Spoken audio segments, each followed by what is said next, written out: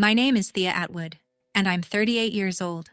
Not long ago, I sat at the respondent's table in a county courtroom while a lawyer in a suit that cost more than my oven called me a kidnapper, and the 3 kids I've raised for 12 years were listed as my victims. Across the aisle, my sister cried beautifully into a tissue she never once used. 12 years ago, she parked in my driveway, unbuckled her children, and asked me for 1 hour. 1. I got 12 years of fevers, lunchboxes, and night terrors. She got a head start. Now she was back with fresh highlights, a lawyer, and a petition that said I stole her family. But here's what none of them knew. Inside my bag, underneath my checkbook, sat a sealed envelope. 11 years old, never opened, a city name inked across the corner. What happened when the judge finally slid it open, what he asked me, and what I said back? I'll get there. I promise you it's worth staying for. Where quiet women tell the loudest stories of their lives, stories about family, betrayal, and the people who choose to stay. If this one presses on a familiar bruise, drop a comment below and be sure to subscribe so you don't miss what a woman like me does when she finally stops being quiet. Let me take you back 12 years, to a Saturday morning in June. I was 26, renting a worn little house on Cherry Lane, working nights at a diner and saving every tip for culinary school. Kendra's minivan pulled in at 9:15 with the muffler coughing. My sister was 31 then, a widow of 13 months, and she came up my walk carrying Ellie on her hip like a purse she'd grown tired of. Ellie was 1 year old and warm with a low fever. Jonah was 3, asleep on his feet. Mara was 5 and holding everyone's shoes. Behind them, Kendra dragged 2 garbage bags of clothes and dropped them on my porch, the way you drop off donations. She smelled like cigarettes and vanilla lotion, and her eyes kept sliding to the van. She said she had an appointment she couldn't miss. She said she couldn't take the kids to it. Then she pressed the diaper bag into my arms and smiled the smile that had gotten her out of everything since 1989. Just 1 hour, T, I swear. I asked what kind of appointment starts on a Saturday. She was already walking backward down my steps. Mara waved at the van until it turned the corner, and then she asked if there were popsicles. And there were. And that was our whole afternoon. Popsicles, cartoons, a fever that broke by 4 o'clock. At 6, I called Kendra. At 7, I called again. By 10, I was standing at my front window with Ellie asleep on my shoulder, watching every set of headlights come up Cherry Lane. Watching every single one of them keep going. The porch light stayed on all night. The van never came back up my street. By Sunday night, her voicemail was full. By Monday, it wouldn't ring at all. I called the police, and a tired sergeant explained to me that grown adults are allowed to disappear, that it isn't a crime to leave your kids with family, and that I should call back if I found signs of foul play. The only foul play I found was in her apartment. Her landlord let me in on Tuesday because she owed him rent and he was hoping I'd pay it. The place was empty. Not ransacked. Empty. Closets bare. Hangers gone. The crib already sold to somebody on a classifieds board. The neighbor across the hall told me a truck had come the Thursday before. The Thursday before. She'd packed out her whole life while I was pulling a double shift, and then she'd driven her children to my porch like the last errand on a moving checklist. My mother, Ruth, sat in my kitchen that week with her hands folded and said the thing she would keep saying for the next 8 years. She'll come back, Thea. She's their mother. Mom said it like a law of nature, like gravity, like something you'd be foolish to argue with. I wanted to believe her. Ray had died in a highway accident 13 months before, and grief does strange things to people, and maybe my sister just needed air. That's what I told myself while I bought a car seat at a yard sale. Then one night I was tucking in Mara, 5 years old, on a fold-out couch, in a room that still had my cookbooks in it, and she looked up at me and asked, "Did we do something wrong?" I said, "No, baby. Somebody did. But it was never you." People ask how you raise 3 kids overnight with no warning, and the honest answer is badly, and then less badly, and then one day you realize you've done it for a year. I dropped my culinary school application in a drawer and picked up every shift the diner would give me. I learned that Ellie would only sleep if the dryer was running. I learned that Jonah wheezed when he cried too hard, and that a nebulizer costs real money even with a coupon. I learned that lice shampoo goes on sale in August and that shame is a luxury item, so I stopped buying it. I signed us up for WIC and stood in line behind women who looked exactly as tired as I did, and nobody in that line asked me where their mother was. Mom helped. She kept the kids on my double shift nights, and she loved them hard. But her generation had rules about trouble. You didn't air family laundry. You didn't say the word abandoned at church. You said Kendra was traveling. For a while, I even let the kids believe some version of that, because what do you tell a 5-year-old? The truth had teeth, and she was so small. The first real wall I hit wasn't money, it was a clipboard. Kindergarten registration for Jonah, one line near the bottom, signature of parent or legal guardian. I stood in that school office holding a pen I had no right to use. The secretary was kind about it. She'd seen it before, she said. Aunts, grandmas, big sisters. She slid the form back to me and lowered her voice like she was telling me a secret. You're going to need paperwork, honey. And paperwork, it turned out, needed my sister. The clipboard was a warning. The emergency room was a verdict. 14 months in, Jonah, 4 years old by then, caught a chest cold that turned mean at 2 in the morning. His little ribs were pulling with every breath, so I drove him in, and somewhere between triage and the treatment room, a nurse asked the question that changed my life. Are you her mother? No. Legal guardian? No. She was kind, and they treated him anyway, because that's what emergency rooms do. But a hospital social worker found me in the hallway at 4 a.m. with a folder and a gentle voice, and she explained my situation in plain English. I had no legal standing. None. I couldn't consent to surgery if it ever came to that. I couldn't enroll them, insure them, or defend them. And if the wrong person ever made the wrong phone call, the county could scoop up all 3 kids and place them in foster care while the system sorted out what I was to them. Strangers' houses. Maybe separate strangers' houses. I sat in my car in the parking garage while the sun came up, and Jonah slept against the window, and I made the first cold decision of my life. Monday morning, I hired a lawyer in town. She said the cleanest road was legal custody through the juvenile court, and the cleanest version of that road ran through Kendra's signature. Nobody had heard from my sister in 14 months, so I hired a private investigator too, $1,800, half up front. He found her in 9 days, working a lounge outside Tulsa under her maiden name.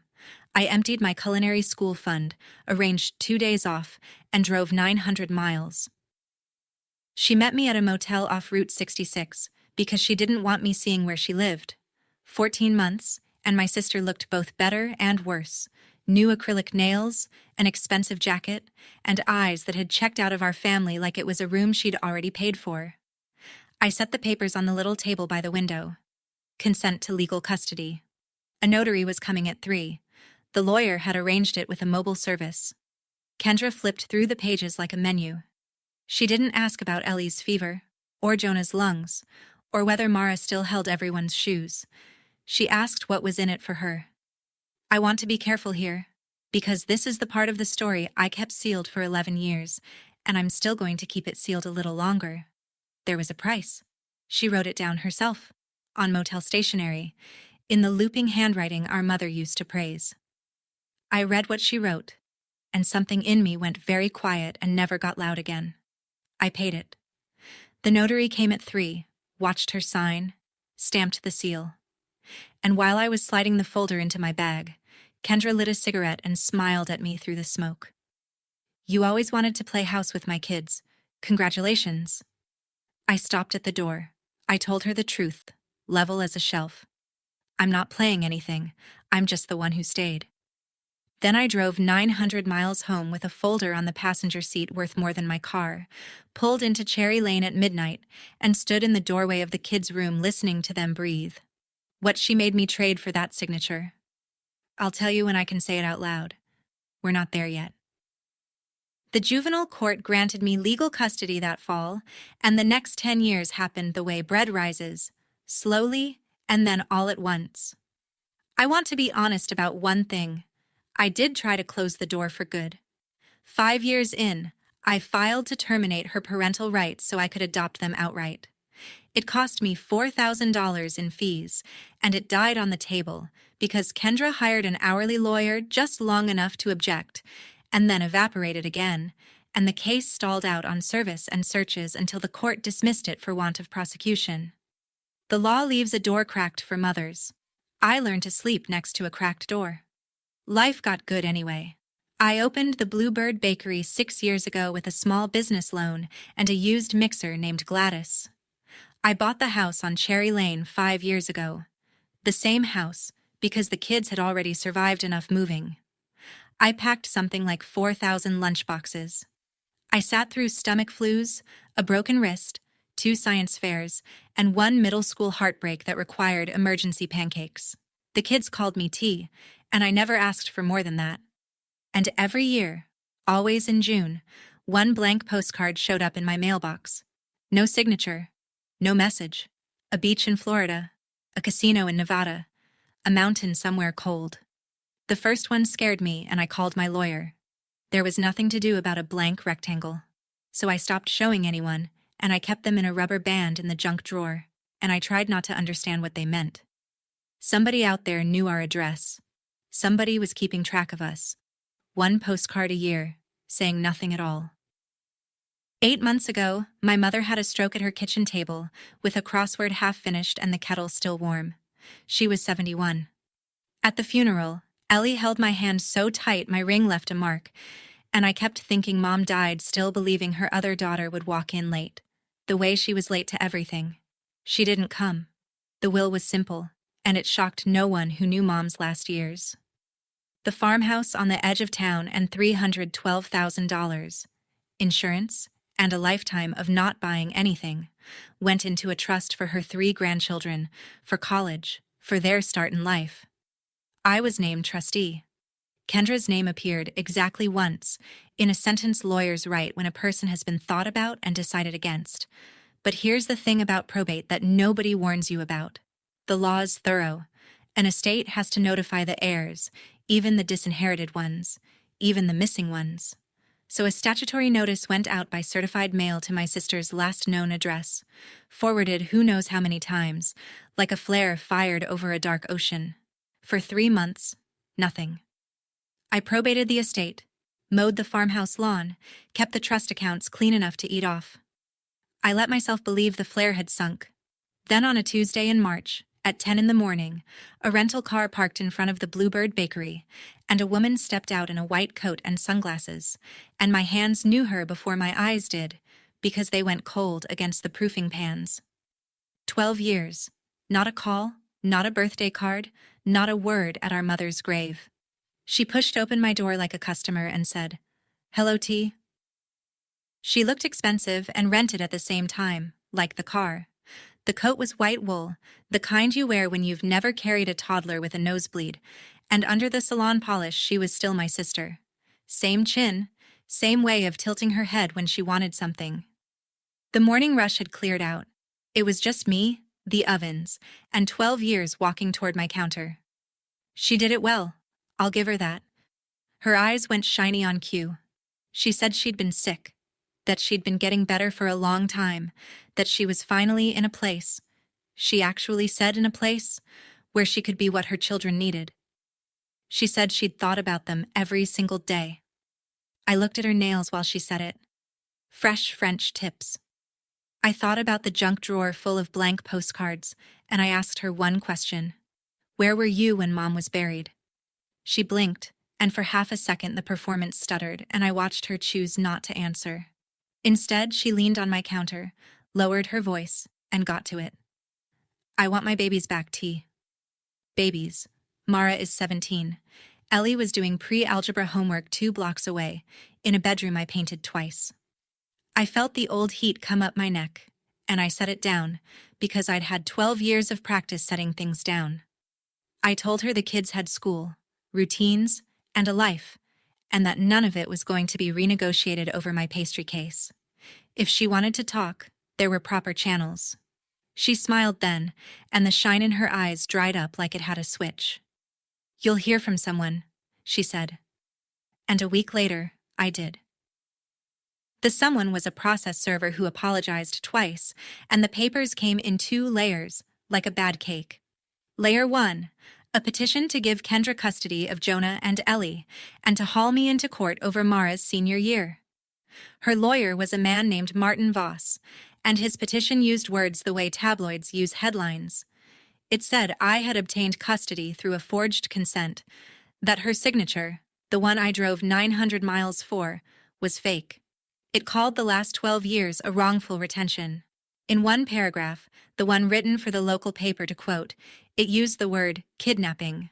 Layer 2 arrived at the courthouse the same week, a challenge to our mother's will, claiming I had poisoned a sick old woman's mind against her firstborn, and that second filing was the one that told me the truth. Because if the will fell, the trust fell with it. And if Mom died with no valid will, her estate would be split between her 2 daughters, and the kids would get nothing, and Kendra would get half a farmhouse and half of $312,000. The custody case was the violin. The will case was the wallet. 3 days later, a sheriff's deputy parked outside the Bluebird at lunch hour to ask me polite questions about custodial interference, and even though he closed the complaint within the week, my custody order took him 4 minutes to verify. Half the town watched that cruiser sit in front of my shop. Before I tell you what her lawyer did next, if you've ever raised a child who wasn't yours, or loved someone who mistook your kindness for weakness, tell me in the comments where you're listening from. And subscribe, because the next part is the reason I'm telling this story at all. I told the kids on a Sunday night, over meatloaf, with the words I'd rehearsed against the shower tile. Your mother is back in town. She's asked a court to look at where you live. There will be a process, and grown-ups will handle it, and nothing about tomorrow changes. I kept my voice level, like reading a recipe. The kids did not. Jonah, 15, shoved back from the table so hard his chair caught the wall, and said she could, I won't repeat what she could do, and went out to shoot baskets in the dark until the neighbor's porch light came on. Ellie, 13, went the other direction, and hers was worse. She got very still, and her ears went pink, and she asked, does she want to meet us? Hope. That's what was in her voice. Hope with the safety off. She was one when the van drove away. Her mother is a story other people tell. And Mara. 17, arms folded, watching me the whole time like a poker player. When the little ones were gone, she stacked the plates, and without looking up, she asked, why did she leave? The real reason. I gave her the answer I'd been giving since she was 5, the smooth stone I'd sanded for a decade. She got lost, honey. Some people get lost. Mara set the last plate down carefully, like it might go off, and looked at me with our mother's eyes. I'm not 5 anymore, T. She went upstairs. I stood in my kitchen with my hands in dishwater gone cold, understanding 2 things at once. My kids were about to be fought over in public, and the story I'd built to protect them had started to rot right under the floorboards. The first hearing lasted 40 minutes, and Martin Voss performed for 35 of them. He's a tall man who wears grief on behalf of his clients, and he stood in front of Judge Alan Hollis and called my life a kidnapping in slow motion, Your Honor. My lawyer, Carmen Ruiz, put the custody order on the record, along with the deputy's closed complaint, and that killed the criminal talk in one motion. You cannot steal what a court handed you. But civil court is a different animal, and Voss knew it. The forgery claim did exactly what it was designed to do. A signature can't defend itself. It just sits on the page while a stranger calls it a lie. The judge ordered a handwriting expert, appointed a guardian ad litem named Dana Winters to speak for the kids' interests, and, because the law tilts toward mothers who show up crying, even 12 years late, granted Kendra supervised visitation, 2 hours a week at the Family Services Center. 2 hours a week. It doesn't sound like much until you've had every hour for 12 years, and then it sounds like a hole drilled in the bottom of a boat. Afterward, in the parking lot, Carmen loosened her scarf and asked me the question good lawyers ask early. The consent page is strong, but they're going to swear it's fake. Do you have anything else from that day? Anything at all? I looked at a crack in the asphalt for a long time. I have something, I said. I'd rather not use it. Carmen studied me the way she studies exhibits. Whatever it is, she said, don't lose it. I didn't tell her it had spent 11 years in a fireproof box, waiting for exactly this. The Family Services Center has a playroom with a big window for exactly this occasion, and I stood on the wrong side of the glass and watched my sister meet her children. She was magnificent. I say that with a flat voice and a straight face. She arrived with gifts that proved somebody had done homework, the exact sneakers Jonah had posted about, a sketchbook with the brand of pens Ellie saves up for, a vintage band shirt for Mara, the band from the poster over her bed. Social media is a gift registry if you're shameless enough to use it. She cried at the right times and stopped at the right times. She knew when to reach and when to let them come to her. Ellie glowed like a struck match. She sat close, then closer, showing her mother a phone full of drawings, and Kendra leaned in, delighted by every swipe. Jonah lasted 20 minutes as a statue and then thawed by degrees, because 15-year-old boys are not built to be handed the right sneakers by a pretty woman who calls them tall. Only Mara stayed cool, polite, upright, answering questions like a witness. Here's the part I'd tell no one for weeks. Before Kendra walked into that playroom, I watched her in the hallway through the second window, where she didn't know she had an audience. Her hands were shaking. She pressed them flat against her coat twice, the way you press a tablecloth. Something in my chest moved an inch, and I hated it. Then the door opened, the shake vanished, the smile arrived, and the show began. Near the end, she bent to Mara's ear and whispered something. On the drive home, I asked, gently. Mara looked out the window. Nothing, she said.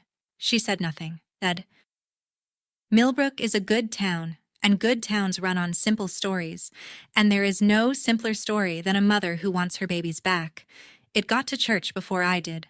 At the spring potluck, my Aunt Lori, my mother's sister, 68, a casserole in each hand and certainty to spare, cornered me by the dessert table with half the congregation in earshot. She didn't lower her voice. She never has. She's their mother, Thea.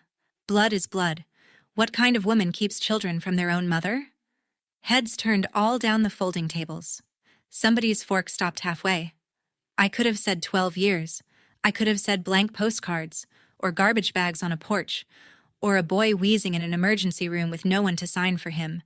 But you can't win against a him, and blood is a him around here. So I picked up my pie server and gave my aunt the only true thing I had that fit in one breath.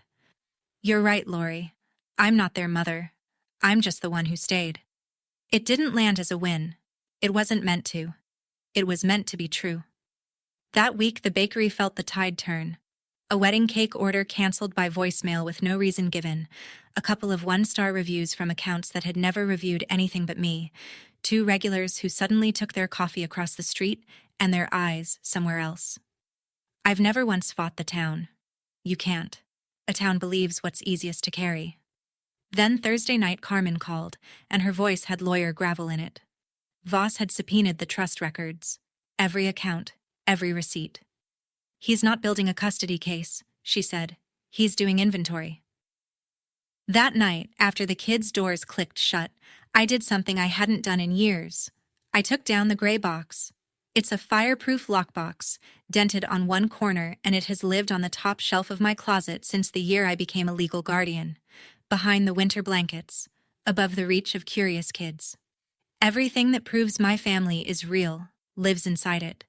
3 birth certificates, the custody order with its raised seal, 12 years of receipts, report cards with my signature on the parent line, a hospital bracelet the size of a bangle, and underneath all of it, flat on the bottom like a foundation stone, 1 manila envelope, sealed, with a strip of packing tape across the flap and a city inked in the corner in my own handwriting. Tulsa. I sat on the edge of my bed and held it under the lamp.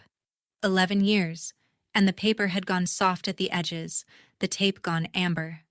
I knew every sentence inside it without looking, the way you know a scar under your sleeve. Just 1 hour, T. That's what she'd said on my porch.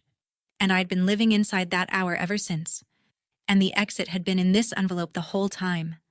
Here's the arithmetic that kept it sealed. Opening it in a courtroom doesn't just show a judge who Kendra is, it shows the kids. Forever.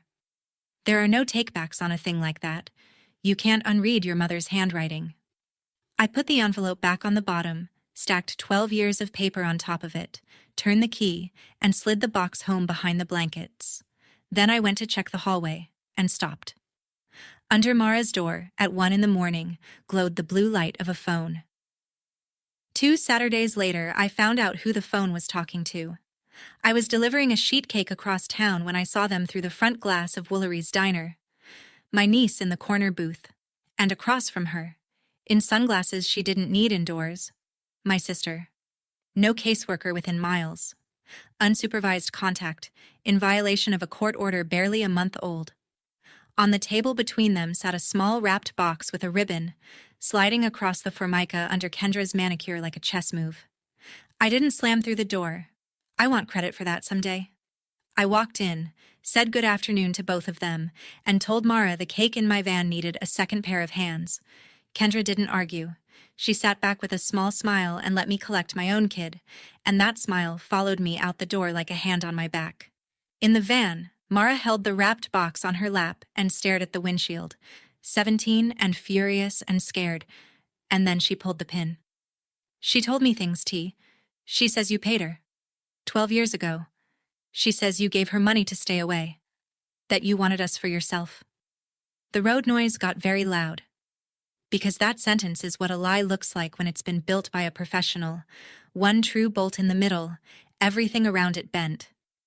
Yes, money had moved between me and my sister once in our lives, and she had taken my worst day, filed the serial numbers off it, and handed it to my girl as proof that her whole childhood was something I'd purchased out of loneliness.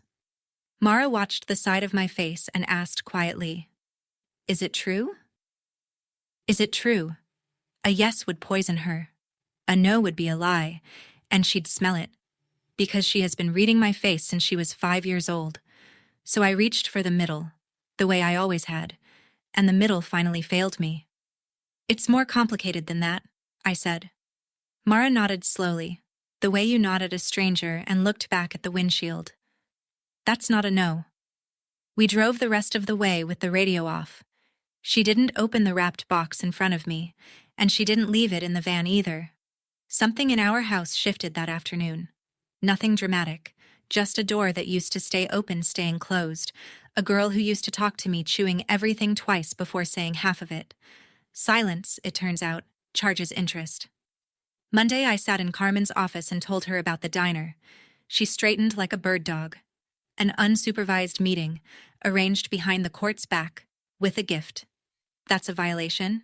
That's leverage. We report it today, and it stains Kendra in front of Judge Hollis. Then she saw my face. Reporting it meant affidavits. It meant Mara summoned into a hallway with lawyers, made to testify about her own mother, turned from a 17-year-old into Exhibit C. That is Kendra's way of using children, and it has never once been mine, and I wasn't going to learn it now just because it worked. I told Carmen no. She rubbed the bridge of her nose and said I was making her job harder and her respect for me inconvenient. "Fine," she said. "Then we need something else. And you keep telling me you have something else." So the question became when. I go to the cemetery on the first Sunday of every month, Mom's stone, and then Ray's, because somebody should, and the kids come at Christmas and birthdays. It was raining thin and cold, and I was walking the gravel loop with carnations when I saw a figure already at Ray's grave, and I stopped under the maple before she could hear me. Kendra. No audience, no lawyer, no camera-ready coat, a gas station umbrella and flat shoes, kneeling on the wet grass in front of her husband's name. She was crying in a way I hadn't seen since we were girls, the ugly kind, the kind that doesn't photograph. And she was talking to the stone. I only caught pieces over the rain, that she was sorry, that she couldn't breathe in that house after the accident, with 3 babies and his boots still by the door. And then one whole sentence, clear as a bell, that I have turned over every night since. After the first year, there was no version of me coming back that wasn't a monster, so I stayed gone. I stood under that maple with carnations going heavy in my hand, and for one long minute I saw the whole thing from inside her skin. 31, widowed, drowning, raised her entire life to be the pretty one somebody rescues, and nobody left to do the rescuing. I almost stepped out. I almost said her name, the old way, without armor in it. Then she stood, brushed the knees of her pants, looked down at Ray's stone, and her voice changed back into the one from my bakery. "That house should have been half mine," she told her dead husband. "Mom owed me that." She fixed her collar and walked to the rental car through the rain. I stayed under the maple until she was gone, and I put the carnations down, and I stopped feeling like a monster for what I was about to do. Depositions happen in conference rooms with bad coffee, and Voss ran mine like a man carving a roast. Small slices, no hurry. When did I take possession of the children? Possession, like they were furniture. Had I ever restricted their contact with their mother? Had I benefited financially from my mother's estate? Had I influenced her will? 2 hours of small slices, and then, without changing his tone, the knife went in. "Miss Atwood, did you ever pay my client money?" The room went still. Carmen's pen stopped. And this is what people don't understand about oaths. The truth doesn't check first whether it will be used fairly. "Yes," I said. Voss let it sit there, then smiled, unhurried, like a man confirming a reservation. $15,000, wasn't it? Wired out of state? No further questions today? And I watched the story assemble itself in that little room, the story he would tell a courtroom soon, the story Kendra had already whispered to my niece as an inoculation. A lonely woman, aging out of her chances, wanted a family. She found her widowed sister at rock bottom, waved $15,000 at her grief, bought her signature, and helped her disappear. Then played the martyr for 12 years on the strength of it. It was elegant. It was obscene. Every fact in it was mine, and every joint had been rewired to bear the opposite load. In the parking lot, Carmen was quiet for a while, and then she asked the question she'd been circling for a month. "This thing you have and don't want to use, does it answer that?" I looked at her over the roof of my car. "It answers everything," I said. "That's why the kids can never see it." Carmen held my eyes. "Thea, after today, the question is no longer whether they hear it. It's whose mouth they hear it from." Carmen laid it out for me the next morning with legal pad honesty. Option 1, produce the envelope. It rebuts the forgery claim, it reframes the money, and it likely ends both cases. And it enters the public record, discoverable, quotable, permanent, where 3 kids with library cards and Wi-Fi will someday read every line of it. Option 2, keep it sealed and fight on character. 12 years of receipts against a mother's tears, in front of a judge trained by law and habit to give mothers the benefit of the doubt. She didn't tell me which one to choose. Good lawyers don't. They just make sure you can't pretend you didn't know the prices. That same week, Dana Winters came to do her guardian ad litem interviews, a calm woman with sensible shoes and a canvas tote, court-appointed to speak for the kids. She toured the house. She saw the growth chart penciled inside the pantry door, the shelf of science fair ribbons. She talked to each kid alone in the living room with the door cracked, per protocol, while I stood in the kitchen not listening so hard my ears rang. Jonah came out in 8 minutes. Mara took 20 and left with her jaw set. Ellie took half an hour and came out with her sketchbook hugged to her chest and found me by the sink. She stood there a second, balancing on the edge of something. Then she asked it. "T, did our mom ever try to come back? Even once?" 12 years of protecting her, and the kindest sentence I had ever built for her. She got lost, honey, stood in my throat, and refused to come out, because Mara was leaning in the doorway watching me, and one more smooth stone would cost me both girls. The mail saved me. I am not proud of that. Certified letter, Voss's office. The letter was titled Confidential Settlement Proposal, and it was the most honest document Kendra ever sent me because it had numbers in it instead of feelings. Here is what my sister offered. She would withdraw the custody petition. She would drop the will contest. She would sign a full permanent surrender of her parental rights. Consent to adoption. Notarized. Ironclad. The document I had chased for a decade. In exchange, $80,000, From me personally. Not the trust, my lawyer flagged, because even Voss knew better, and my resignation as trustee of the kids' money in favor of a neutral corporate fiduciary. Carmen read it twice and said, in her flattest voice, that it was the cheapest piece anyone would ever offer me. She wasn't wrong. 80,000 was the bakery's line of credit plus most of my house equity plus every dollar I'd saved since. Painful, possible, and then, done. No trial, no exhibit, no 13-year-old girl reading her mother's handwriting in a court file. Ellie would keep her soft-focused mother who got lost. Mara would never have to watch me prove what I paid for. The envelope could rot sealed in the gray box until I died. And all it required was for me to do the exact thing I did 11 years ago, at more than 5 times the price. Pay her. Seal it. Call the silence protection, and wait for the next certified letter in 5 years or 10, when the silence came up for renewal. $80,000 for my family to stay mine. Would you have paid it? Be honest with me. Comment yes or no below, and subscribe before you decide, because what I chose instead changed all 4 of us. I told Carmen I needed one night.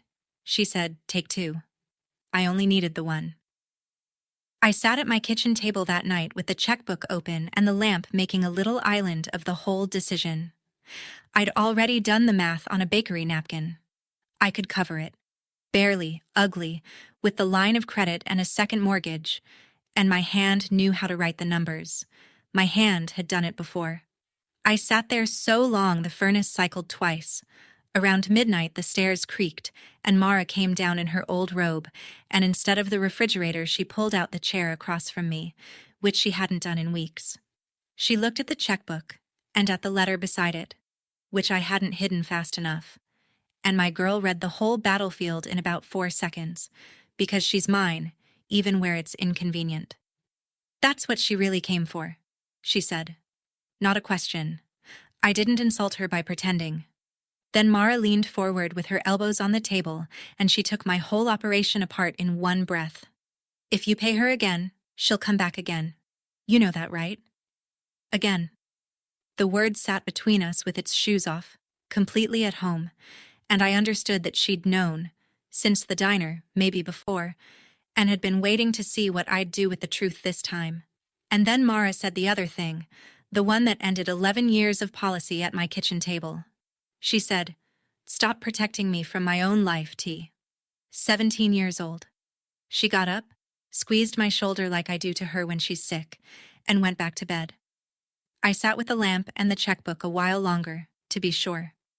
Then I closed the checkbook, and at 3 a.m. I stood in my closet doorway, looking up at the gray box behind the blankets. At 9 the next morning, I put the gray box on Carmen's desk, still cold from my trunk. I told her no settlement. I heard my own voice say it the way I say oven temperatures. Flat, exact, not up for discussion. I bought her silence once. It expired. I'm done renting my family back 1 decade at a time. Then I turned the key, took out the manila envelope with Tulsa inked on the corner, and set it in front of my lawyer and told her what was inside, out loud, in order, for the first time in 11 years. Carmen didn't touch it for a moment. Lawyers develop a reverence for paper the way bakers do for starters. She could smell what it would do. Then she walked me through the consequences at funeral pace, because she owed me that. Once it goes on the exhibit list, Voss sees it. Once it's evidence, it's public record. Sealing requests fail more than they succeed. Reporters can pull it, neighbors can pull it, and one day, 5 years, 10, the kids can pull it. Or some helpful stranger will pull it for them. Once it's in, Thea, they will read it someday. All of them. I'd done my grieving for that at the kitchen table already. Then they'll hear it from me first, I said. Every word. Before that courtroom does. We declined the settlement in writing before lunch. Voss's reply came by email at 4:11, and it was short even for him. We'll see you at trial. Bring the forgery. I read it twice, standing in my empty bakery with the chairs up on the tables, and I felt the door swing shut behind me, the good, clean sound of a decision you can't take back. For 11 years, I'd guarded a secret. Starting now, I was just early. Dana Winters filed her guardian ad litem report the week before trial, and Carmen read me the important parts over the phone. The children are deeply bonded to their aunt, whose home is the only one two of them have ever known. Removal would be devastating. Recommend the current custody arrangement continue.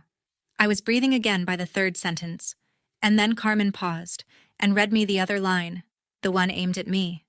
The guardian's persistent lack of transparency with the children regarding their mother's departure is noted with concern. Noted with concern. A stranger with a canvas tote had walked through my house for one afternoon and put her finger, gently, precisely, on the exact beam I'd built the whole structure on. I didn't argue with it. You don't argue with a level. It just tells you what's true. 2 nights before trial, at dinner, Mara announced she was coming to court. I said absolutely not, and she pointed out, correctly, that she was 17, that it was a public courtroom, that she had a study day, and that Mrs. Callahan next door could stay with Jonah and Ellie, but nobody could stay with her. I looked at this girl, taller than me since 15, raised on my cooking and my rules and my silences, and I understood that the last thing I had left to protect her from was watching me stop protecting her. So I said okay. I ironed her good blouse anyway. She let me. The night before trial, I didn't sleep, and I didn't try.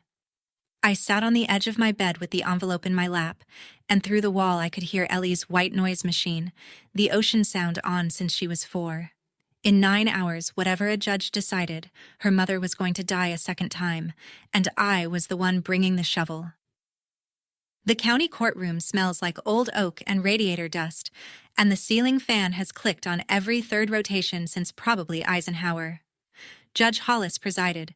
The gallery held a scatter of townspeople who had decided their errands could wait, and in the second row, in her good blouse, sat Mara, hands folded, spine straight, watching everything.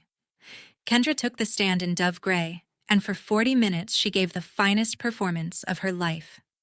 She had been ill. She touched her collarbone when she said it, letting the word do its own insinuating. She had gotten help, gotten steady, tried for years to find her way back to her children. And then, with her chin trembling at exactly the right frequency, she found me at the respondents' table and told Judge Hollis the story I'd heard assembling itself for months. Her little sister had always wanted what she had. Her little sister had come to her at her lowest, waving money, hungry for a family of her own. She paid me to disappear, Your Honor, and when I refused to stay away, she threatened me. That signature they keep showing everyone. It is not mine. She wept then, carefully, the tissue hovering.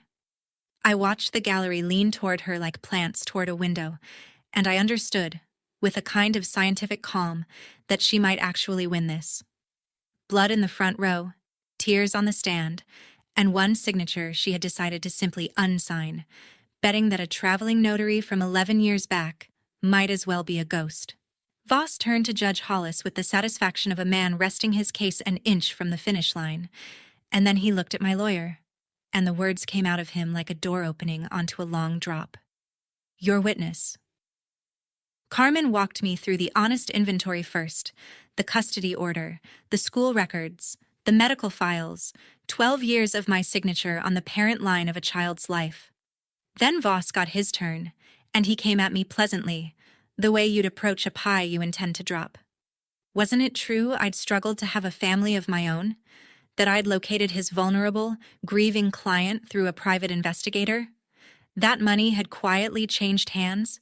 He built each question one brick higher, and then he set the last one down with the flourish he'd been saving all trial. Isn't it true, Ms. Atwood, that you bought yourself 3 children for $15,000? The fan clicked. Somewhere behind me, a purse zipper went still. I looked at Mara in the second row. My girl, in her ironed blouse, who had told me at a midnight kitchen table to stop protecting her from her own life. Then I looked at Judge Hollis, and I heard my own voice come out level, the voice I use when the ovens are on fire and panicking is a luxury. No, sir, and I'd like to enter something into evidence. Voss objected on principle. Carmen was already at the bench with the exhibit list, where it had sat for weeks. Respondents Exhibit 14, disclosed, described, fought over in 2 motions Voss had lost, the original sealed by agreement until it was offered through my testimony. Judge Hollis waved them through the lawyer weather and let me speak. It's an envelope, Your Honor. It's 11 years old. I sealed it in a motel outside Tulsa the day my sister signed that consent, and I have kept it sealed ever since, because of what it would cost 3 children to read it. The bailiff carried it up, and the courtroom watched it travel like it was lit. I found Kendra's face while it moved. She had gone the color of unbaked dough. For 11 years she had banked on my silence. She was watching the account close. She asked me for 1 hour, I said, to the judge, but not only to him. I gave her children 12 years. The rest of that story is in your hands now. Judge Hollis is a heavy-set man with reading glasses on a chain, and he opened my envelope with a letter knife, unhurried, the way judges do everything.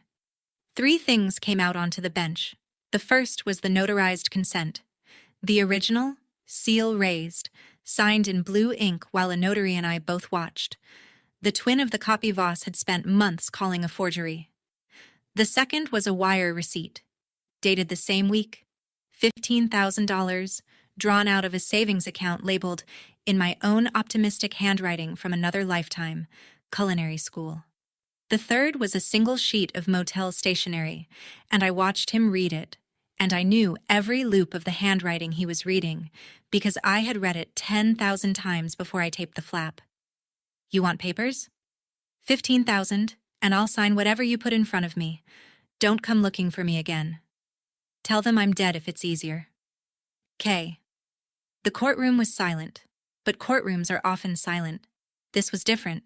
This was the silence of a man behind a bench reading a mother's price list. Judge Hollis read it twice. I watched his eyes go back to the top and walk down again, slower, as if the words might behave better on a second pass.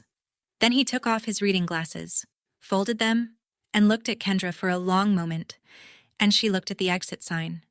And then he looked at me, and Judge Alan Hollis, 22 years on the bench in that county, asked his question into the quietest room in Ohio. Ms. Atwood, do they know? The fan clicked. In the second row, my daughter, I'm going to call her that now, I'd earned it by then, leaned forward. Not yet, I said. He held my eyes and something passed between us, 2 people who each knew the weight of paper. Then he adjourned for lunch, ordered the exhibit into the record, and said quietly that the afternoon could wait until the family had had its hour. There's a conference room off the courthouse hallway with a wobbly table and a window painted shut, and that's where my family actually happened, more than in any courtroom. Mrs. Callahan drove Jonah and Ellie over from school when I called. Mara was already there, arms crossed, pacing. I sat the 3 of them down, and I put copies of all of it on the wobbly table, face down, my hand flat on top. And then I paid the bill I'd been running from for 11 years. I told them about the clipboard and the emergency room, about a boy who wheezed and an aunt who legally did not exist.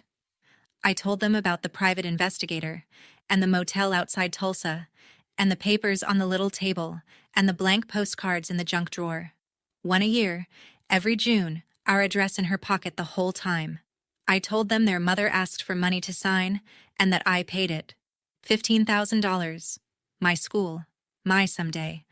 And I told them why I never said so, because I was afraid they'd do the math a lie can do in a child's head, and conclude they'd been bought, that they were a purchase, that love with a receipt behind it isn't love. Then I turned the papers over and let them read the stationery, because they were going to hear it in a courtroom transcript someday no matter what I did. Tell them I'm dead if it's easier. Ellie made a sound I will hear for the rest of my life, and folded into Jonah, who held her and stared at the wall with his jaw working. And Mara read it standing up, twice, then set it down and looked at me. You let me spend 12 years wondering what I did wrong. Quiet, not a shout. The shout would have hurt less. You knew, and you let me wonder. I didn't defend myself because she was right, and because I finally understood the flaw in the load-bearing beam. I hadn't only been protecting them. I'd been protecting me, the version of me that never had to watch their faces do what their faces were doing now. I treated the truth like it was mine to carry. I told the 3 of them. It was yours. I'm sorry it took a courtroom to make me brave. Then I slid the copies across the wobbly table to Mara, all of them, and put the choosing where it should have lived all along. You decide when the little ones read the rest. You. Not me, not a judge, not her. Ellie wiped her face on her sleeve and asked the only question left in the world. Did you ever want to give us back? And I said, not for 1 hour. The afternoon session took 40 minutes, and Kendra's case died quietly, at a table, the way paper kills things.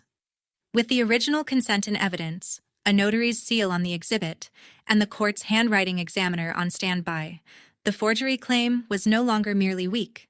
It was perjury, with a runway. Voss saw it. Lawyers can smell their own malpractice premiums. After a whispered conference, his client withdrew the forgery allegation on the record and conceded the signature was hers, which meant conceding the note, which meant conceding the price. Judge Hollis denied the petition from the bench. He made a finding of abandonment. 12 years, he said, without one phone call, $1, or one birthday card, is not an illness or an estrangement.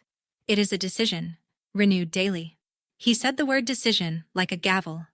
The will contest went with it. You cannot claim your mother was poisoned against you while your own handwriting sits in the record explaining exactly how she came to be.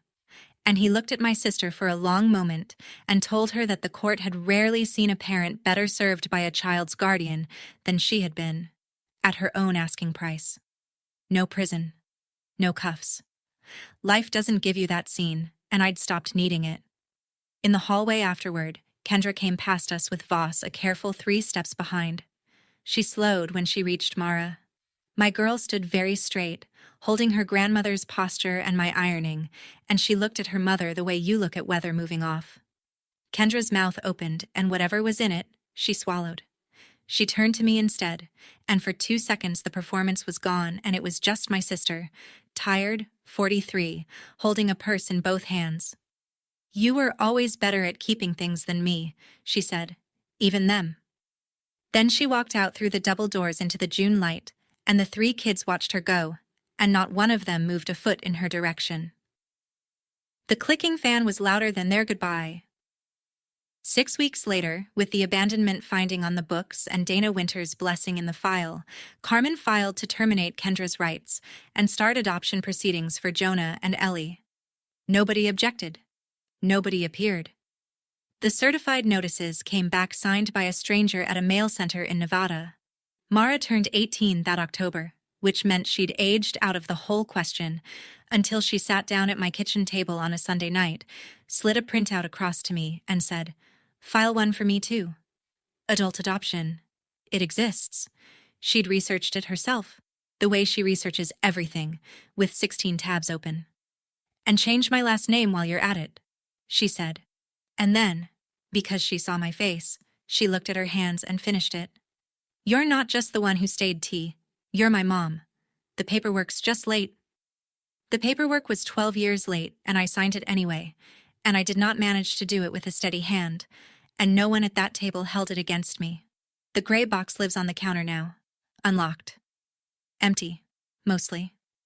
The originals belong to a court file in the county seat, and the copies belong to Mara, who keeps them where her sister can't stumble on them yet, and asks Ellie's therapist, not me, when the time might come. That was her call to make. We don't keep each other's truths in this house anymore. We just keep each other. In June, a letter came addressed to all 3 kids in looping handwriting, postmarked Nevada. I didn't open it. I didn't screen it. I set it on the kitchen table with the bills, told them what it was, and left the room. And through the door, I heard the 3 of them decide together. Voices low. 3 kids wiser about their mother than I ever let them be. They put it in the junk drawer with the blank postcards and the still-wrapped ribbon box from the diner, unopened. Maybe someday. Their call. She asked me for 1 hour 12 years ago, on a porch I still sweep every morning. Her hour is finally up. And the kids? Now they know. All of it. And they're still here. If you take one thing from my 12 years, let it be this. Blood can tell you where you came from, but it's the people who stay, who show up at 4 a.m. with a nebulizer, who tell you the truth even when it costs them the version of themselves they love best, Who tell you where you belong? Family isn't the name on your birth certificate. It's the name on 4,000 lunchboxes. It's who's still standing in the kitchen when every set of headlights has kept on going. That's my story. One gray box, one sealed envelope, one question from a judge. Do they know? And the longest hour my family ever lived.